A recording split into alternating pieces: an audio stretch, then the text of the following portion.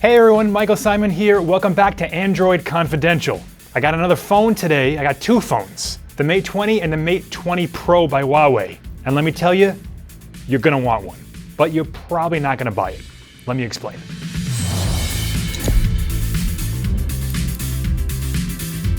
So the month of Android keeps rolling along. We've already seen the LG V40, we saw the Pixel 3, and this one from Huawei might be better than both of them. It's the Mate 20 series, they're calling it, and we got two phones like last year.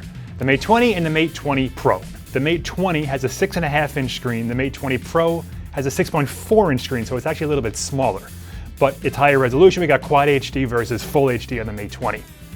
And the designs are quite a bit different. They both have a notch. The Mate 20 has a very, very small one. We're talking about, they're calling it a teardrop notch.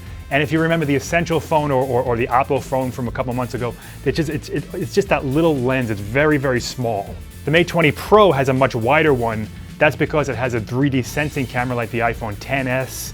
And so it has a lot more crammed into it, not so it's bigger. So with those two screen sizes and the two different notches, we also have a little bit of a different design between the two phones. The Mate 20 is what Huawei calls a slimline design, and it has very, very small bezels at the top and the bottom, and very, very skinny sides. It's kind of traditional, but it's they really kind of compacted the design.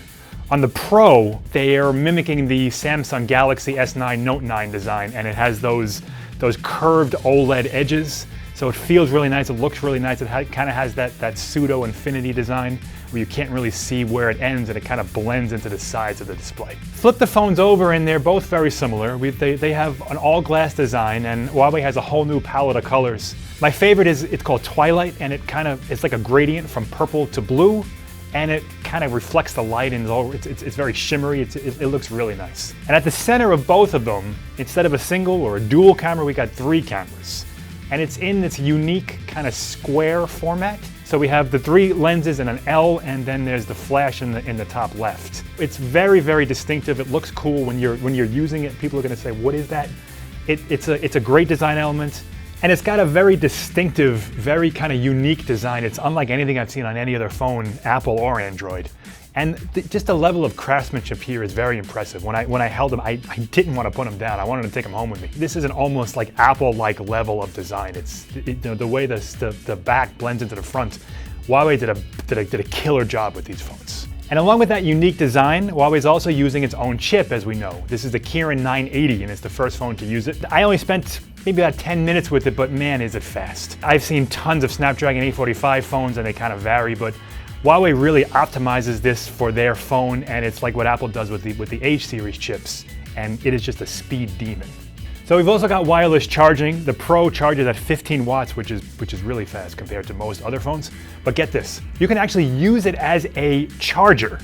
Like literally, flip it over, put another phone on top of it that also has key charging, and this thing, it'll start charging the phone. It'll use its battery to power up your friend's phone. Like, how cool is that? And we got some new biometrics here too.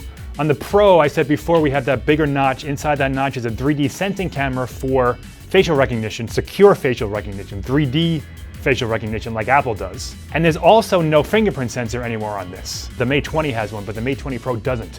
That's because it is under the display. We've seen this before, but Huawei is one of the first phones to really kind of bring it to the mainstream.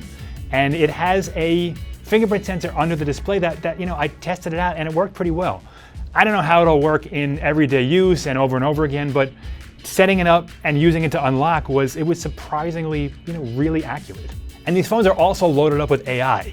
Now don't worry, there's not a new Huawei assistant on these phones, but there's AI infused throughout the phone.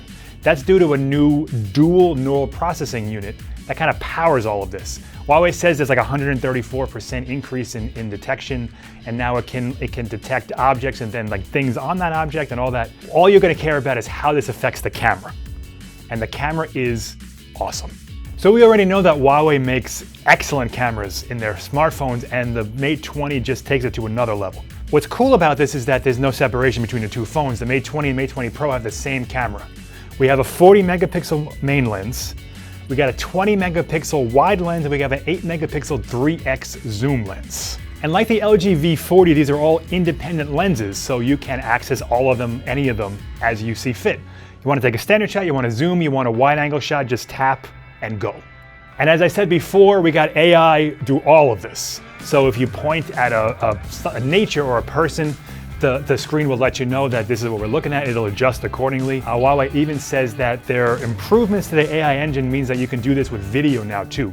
So there's cinema video, and that's all AI powered, and it'll adjust the lighting and the filters and everything as you're shooting. So that's the Mate 20 and the Mate 20 Pro in a nutshell. And you want one, right? Yeah, you do.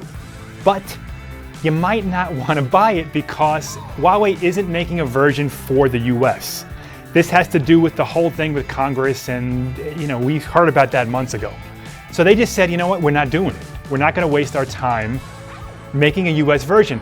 That means that Verizon and Sprint are out, as we knew, but AT&T's band might be compromised.